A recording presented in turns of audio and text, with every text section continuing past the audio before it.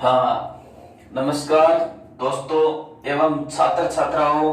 आज GK Ravindra Chauhan channel के ऊपर मैं फिर से नया टॉपिक लेकर के राजस्थान के इतिहासकार आपके बीच में फिर से मौजूद हूं। देखो, पीछे की क्लासों में राजस्थान का भूगोल, राजस्थान की कला संस्कृति लगभग यूट्यूब चैनल के ऊपर मैंने डाल दी है और उनसे कंपटीशन में पूछे गए जो प्रश्न थे वो भी लगभग डाल दिए हैं। अब नंबर है इतिहास का। राजस्थान के इतिहास को कुल मिलाकर के लगभग 30-35 टॉपिक बना करके और इसको पूरा किया जाएगा। कोई भी कंपटीशन, छोटी से छोटी परीक्षा से लेकर के बड़ी से बड़ी परीक्षा तक इस टॉपिक से बाहर, इससे बाहर जा ही नहीं सकता। तो आज शुरुआत करते हैं राजस्थान के इतिहास का पहला टॉपिक।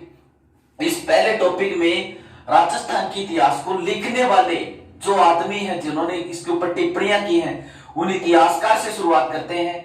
तो राजस्थान के इतिहासकारों में नंबर 1 जो है सबसे महत्वपूर्ण, colonel James toad.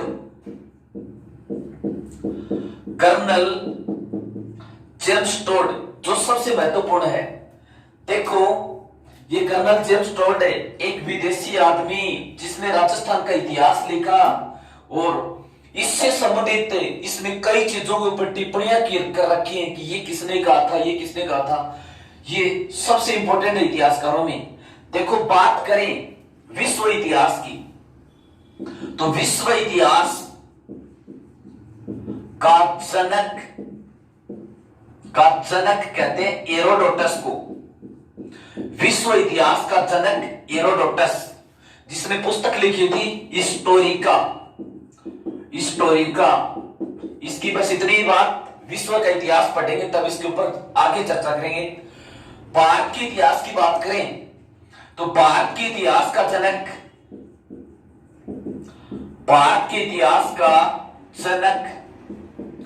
Ved Vyas, महर्षि कृष्णद्वैपायन वेद व्यास, जिसने ग्रंथ लिखा था महाभारत ग्रंथ लिखा था। ये भारत के इतिहास के जनक माने जाते हैं। बात करते हैं अपने राजस्थान, ये अपना जो राजस्थान है, इस राजस्थान के इतिहास का जनक किसे कहते हैं? कर्नल जेम्स टोड को। पहला इंपॉर्टेंट प्रश्न इसके ऊपर, राजस्थान के इतिहास का जनक। तो राजस्थान के इतिहास का जनक किसे कहते हैं? कर्नल जेम्स टोड को, राजस्थान के इतिहास का जनक। अब देखो, ये कर्नल जेम्स टोड का था अपने राजस्थान के अंदर कैसे चलाया। सबसे पहले इसका जन्म 20 मार्च 1782 को, 20 मार्च 1782 को लिंगस्टन जो स्कॉटलैंड ब्रिटेन के अंदर पड़ता है। इस कर्नल जेम्स टोड से संबंधित कंपटीशन में जो भी प्रश्न पूछते हैं वो बहुत गहरा, बहुत ही गूढ़ प्रश्न पूछते हैं। इसका जन्म 20 मार्च 1782 को लिंगस्टन स्कॉटलैंड ब्रिटेन के अंदर हुआ था। फिर देखो, ये 1798 में और एक रंगरूट के रूप में, रंगरूट का मतलब ये सेना में भर्ती हो गया, और सेना में भर्ती हो गया तो 1798 में फिर ये ईस्ट इंडिया कंपनी की सेवा में लगा।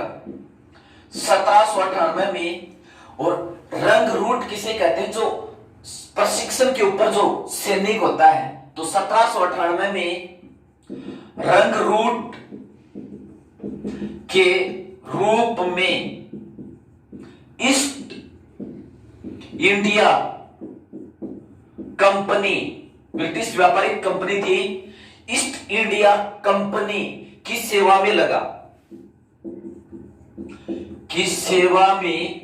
लगा, तो colonel James Tod East India company की सेवा में कब लगा? 1798 में, एक रंगरूट के रूप में, एक सैनिक के रूप में।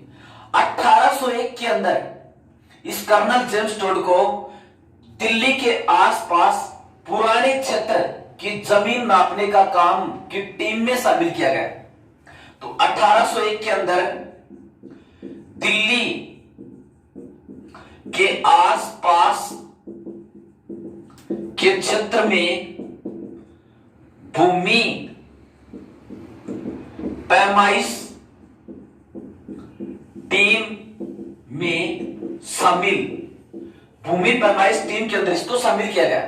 फिर देखो 1805 के अंदर ये दौलत राव सिंधिया के दरबार में नियुक्त हुए और अंग्रेज सैनिक टुकड़ी के अधिकारी बने। 1805 में 1805 के अंदर दौलत राव सिंधिया इसके दरबार के अंदर, सिंधिया के दरबार में नियुक्त हुए और सैनिक टुकड़ी के एक अधिकारी बने। अब देखो हम राजस्थान के इतिहास में सिर्फ पढ़ेंगे राजस्थान से संबंधित, इसके ज्यादा प्रश्न जो राजस्थान से संबंधित है। तो राजस्थान के इतिहास का जनक कर्नल जेम्स टोड बार बार परीक्षा में पूछते हैं। दूसरा प्रश्न ये राजस्थान में और सर्वप्रथम कहां पर आए, ये राजस्थान के अंदर सर्वप्रथम कहां पर आए, इसका अगला इंपॉर्टेंट प्रश्न। तो राजस्थान में सर्वप्रथम आए मांडलगढ़, और मांडलगढ़ कहां पर है, भीलवाड़ा में है। रियासत की बात करें तो उस समय यह मांडलगढ़ यानी भीलवाड़ा मेवाड़ रियासत में था। तो प्रश्न पूछे कर्नल जेम्स टोड राजस्थान के अंदर सबसे पहले कहां पर आए, मांडलगढ़ भीलवाड़ा में। कब आए, कब सन की बात करें तो ये 1806 के अंदर राजस्थान में कर्नल जेम्स टोड सबसे पहले कब आए, 1806 में। कहां पर, मांडलगढ़ भीलवाड़ा में। और किस रियासत में आए, तो मेवाड़ रियासत या उदयपुर रियासत में आए। पहला क्वेश्चन। अब ये राजस्थान से वापस कब गए, राजस्थान से ये तो आए और वापस गए 1822 में। 1822 में इसका राजस्थान के राजाओं से इतना लगाव हो गया, ये यहां पर घुल मिल गए। तो फिर ईस्ट इंडिया कंपनी के अधिकारियों को शक होने लगा कि ये कहीं इनके पक्ष में तो नहीं है। तो फिर इसने स्वास्थ्य का बहाना दे करके और यहां से ये वापस चला गया। तो 1806 में आए मांडलगढ़ भीलवाड़ा में और गए कब, 1822 के अंदर गए। अब देखो इसके ऊपर क्या क्या प्रश्न बनते हैं। ये राजस्थान में आए, वो राजस्थान में आए तो राजस्थान की भौतिक प्रदेश को देखा, राजस्थान के राजा महाराजाओं के बारे में सुना, तो इसको बड़ा विचित्र लगा। तो ये एक आदमी से मिले, ज्ञान चंद्र मिश्र से, कि मैं राजस्थान के इतिहास को जानना चाहता हूं, प्रत्येक चीज जानना चाहता हूं। तो उस ज्ञान चंद्र मिश्र ने कहा कि राजस्थान में कहीं मरुस्थल है, कहीं अरावली है, दुर्गम क्षेत्र है, प्रत्येक जगह आप पहुंच नहीं सकते। आप ऐसा करो, घोड़ा लेके और प्रत्येक जगह जा करके दुर्ग वगैरह को देखो, ऐतिहासिक स्थलों को देखो और फिर उनसे जानकारी लो। तो उसने ऐसा ही किया, घोड़ा लेकर के राजस्थान की लगभग रियासतों के अंदर ये घूमा, इसलिए इसको घोड़े वाला पापा भी कहते हैं। तो यहां से दो प्रश्न निकल कर आए। एक तो इसका उपनाम,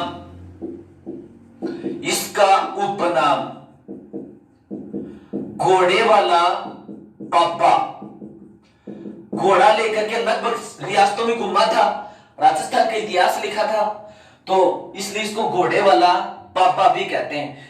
दूसरा प्रश्न यहां से क्या है, इसके गुरु, कर्नल जेम्स टोड के गुरु ज्ञान Chandra Mishra, colonel James toad के गुरु का नाम ज्ञान चंद्र मिश्र। इसने अपना गुरु किसको बनाया, ज्ञान चंद्र मिश्र को अपना गुरु बनाया। ज्ञान चंद्र मिश्र ने इसको ये सलाह दी थी कि आप घोड़ा लेकर के सभी रियासतों में जा करके जानकारी इकट्ठी करो। तो इसने इसको गुरु मान लिया, ज्ञान चंद्र मिश्र इसके गुरु है।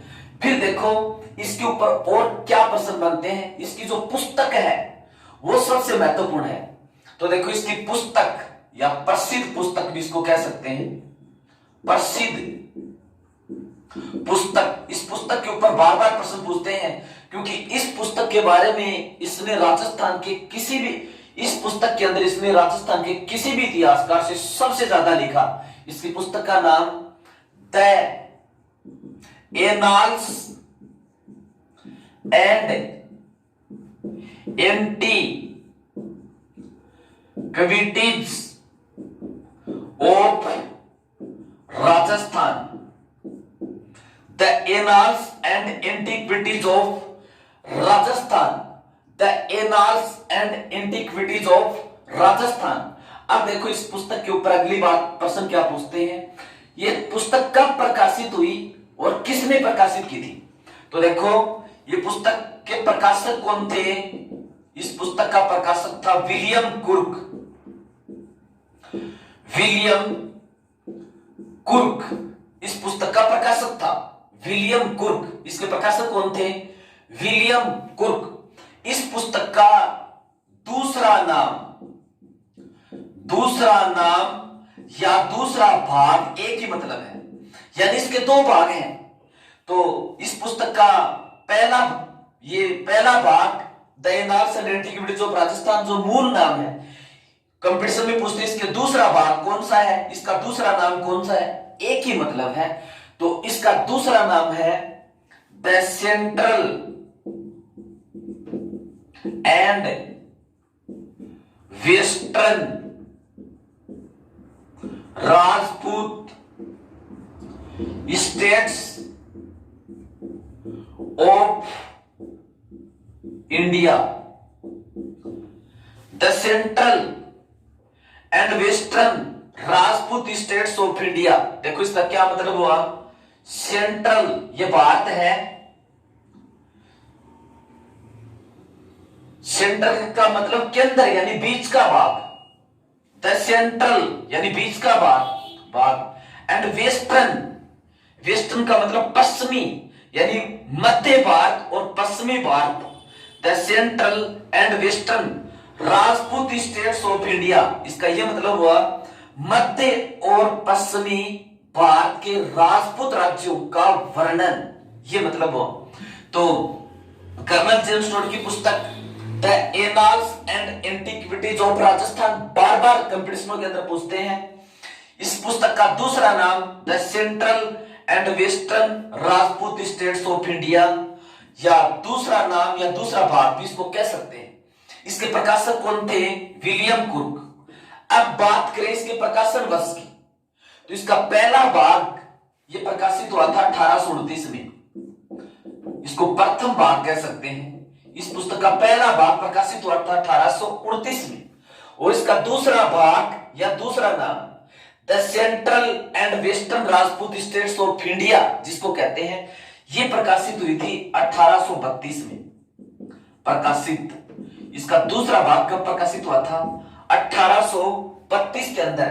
तो परीक्षा में इस तरह भी पूछ लेते इसका दूसरा भाग क्या कहलाता है, इसका दूसरा नाम क्या कहलाता है, एक ही मतलब है, पूछ लेते हैं कई बार। अब देखो इस पुस्तक का जो पहला भाग है इसमें किसका वर्णन और दूसरे भाग में किसका वर्णन। तो प्रथम भाग के अंदर देखो क्या क्या मिलता है। प्रथम भाग, इस प्रथम भाग के अंदर मिलता है राजस्थान की भौगोलिक स्थिति, राजस्थान के राजपूतों की वंशावली, राजस्थान की तात्कालिक सामंतवादी व्यवस्था, जागीरदारी व्यवस्था, मेवाड़ के इतिहास की जानकारी मिलती है पहले भाग में।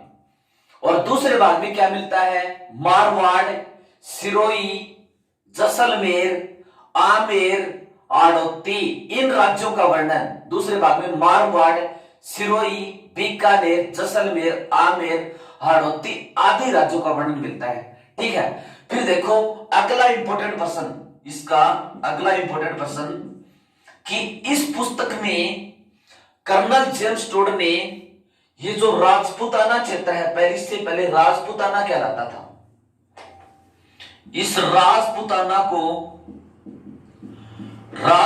क्षेत्र को क्या कहा, यानी कर्नल जेम्स टोड ने राजपूताना क्षेत्र को क्या कहा। तो कर्नल जेम्स टोड ने इस क्षेत्र को कहा राजस्थान, रायथान या रजवाड़ा। कर्नल जेम्स टोड ने अपनी पुस्तक में राजपूताना क्षेत्र के लिए कौन से नामों का प्रयोग किया, राजस्थान, रायथान या रजवाड़ा। प्रश्न दूसरी तरह से पूछें, the annals and antiquities of Rajasthan पुस्तक के अंदर राजस्थान का क्या नाम मिलता है? राजस्थान, राजस्थान और रजवाड़ा। दूसरा प्रश्न यहां से निकल कर आया, राजपूताना के लिए राजस्थान शब्द का सबसे पहले प्रयोग किसने किया था? तो सबसे पहले प्रयोग किया था कर्नल जेम्स टोड ने। तो राजपूताना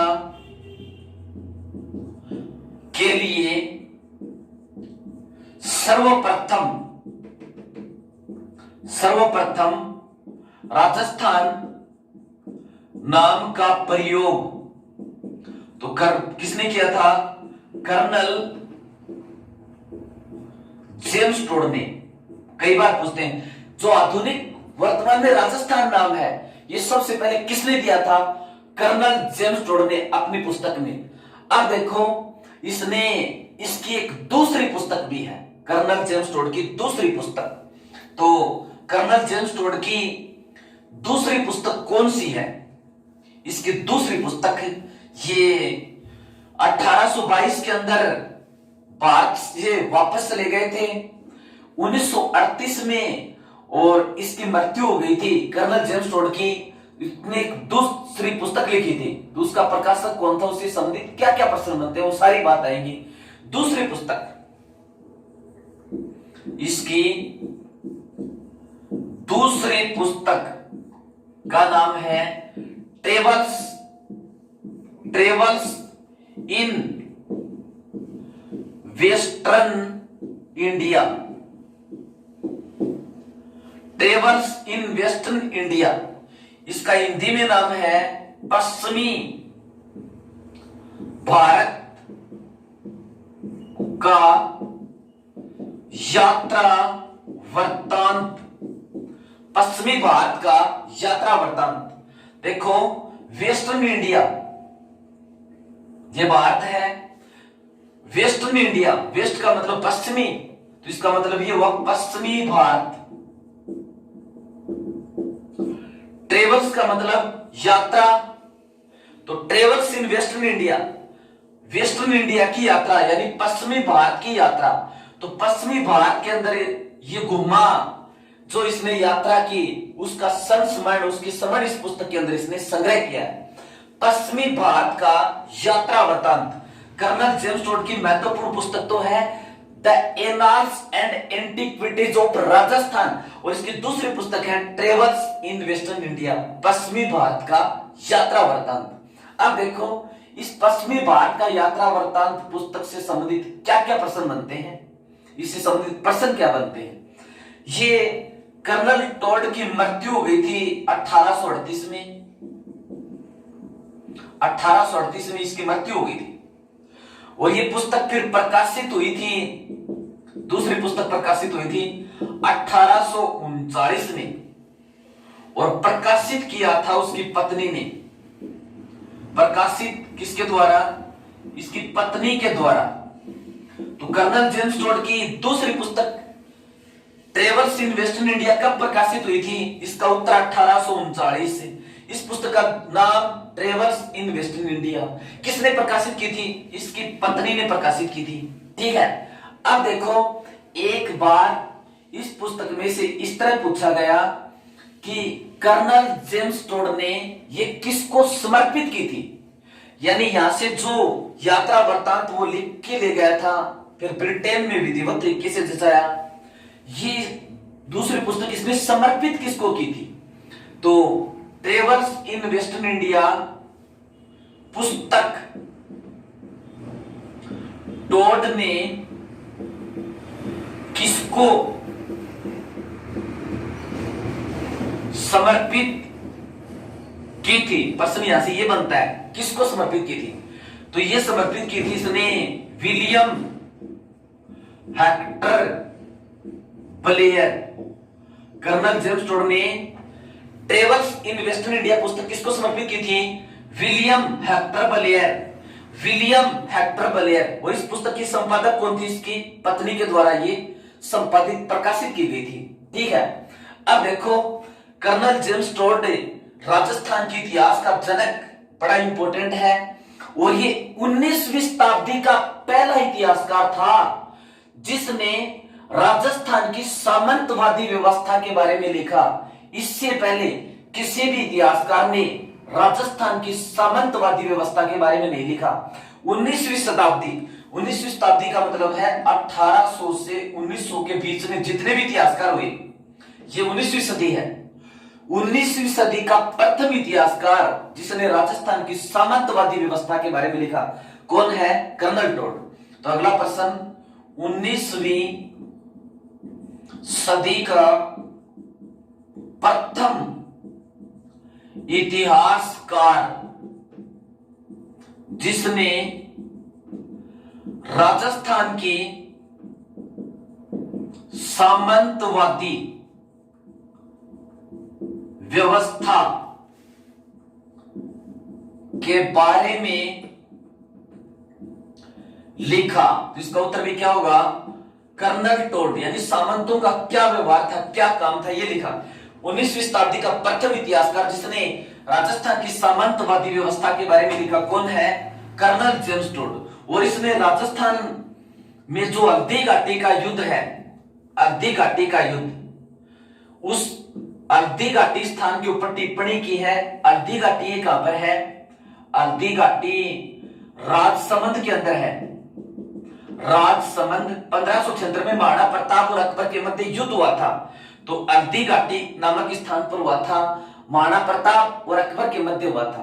तो इस पुस्तक में इसने ये लिखा, राजस्थान की प्रशंसा की है कि राजस्थान के अंदर कोई भी स्थान थर्मोपल्ली से कम नहीं है। यानी कोई भी जगह ऐसी नहीं है जो थर्मोपल्ली ना हो, और कोई भी योद्धा लियोनोडास से कम नहीं। लियोनोडास यूनान के अंदर कोई योद्धा हुआ तो उसके साथ इसने तुलना की, यानी राजस्थान की इसने प्रशंसा की। ये इस पुस्तक में इसने क्या लिखा?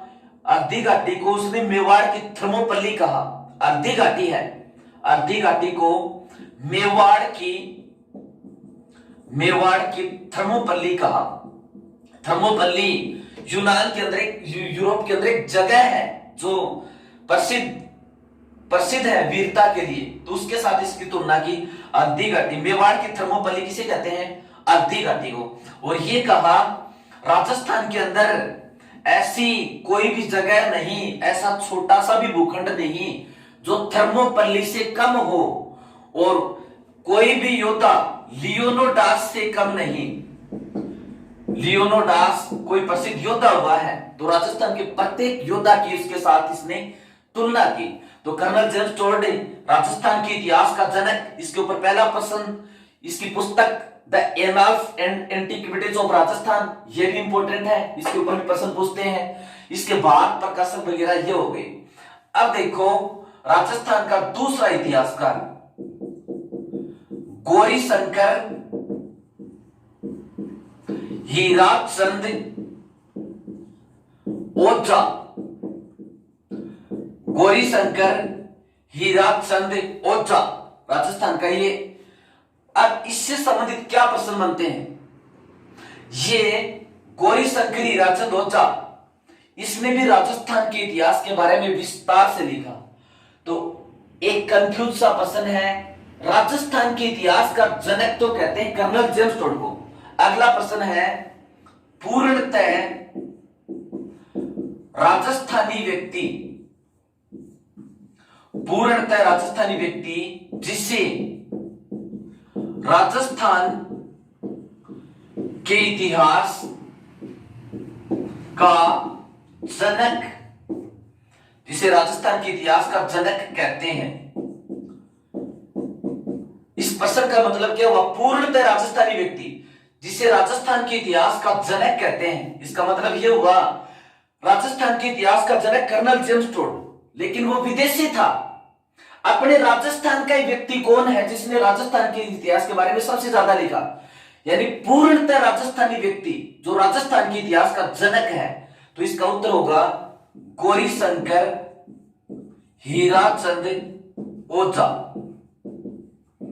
गौरीशंकर हीराचंद ओझा, गौरीशंकर हीराचंद ओझा पूर्णतः राजस्थानी व्यक्ति जिसको राजस्थान के इतिहास का जनक कहते हैं, यानी जिसका राजस्थान में जन्म हुआ और राजस्थान के इतिहास के बारे में उसने लिखा। वो व्यक्ति कौन है? गौरीशंकर हीराचंद ओझा। अब इससे संबंधित देखो क्या क्या प्रश्न बनते हैं।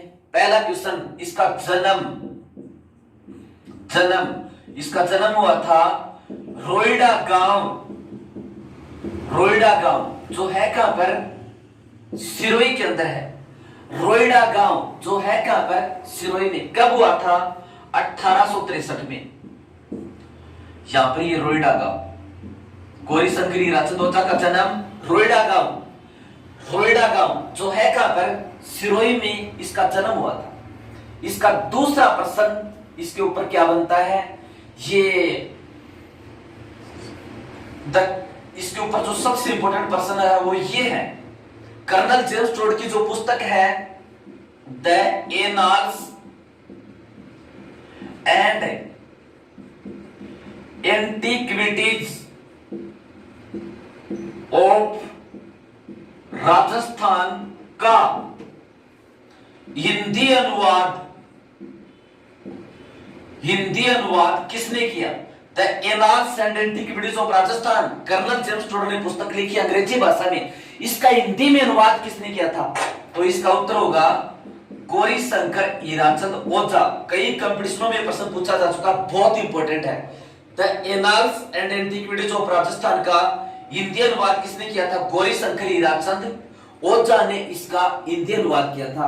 अब देखो गौरीशंकर हीराचंद ओझा, इसकी 1914 में इसको एक उपाधि प्रदान की, 1914 में उपाधि, और वो उपाधि कौन सी है, राय बहादुर। तो गौरीशंकर हीराचंद ओझा को 1914 में कौन सी उपाधि प्रदान की गई थी, राय बहादुर की उपाधि प्रदान की गई थी।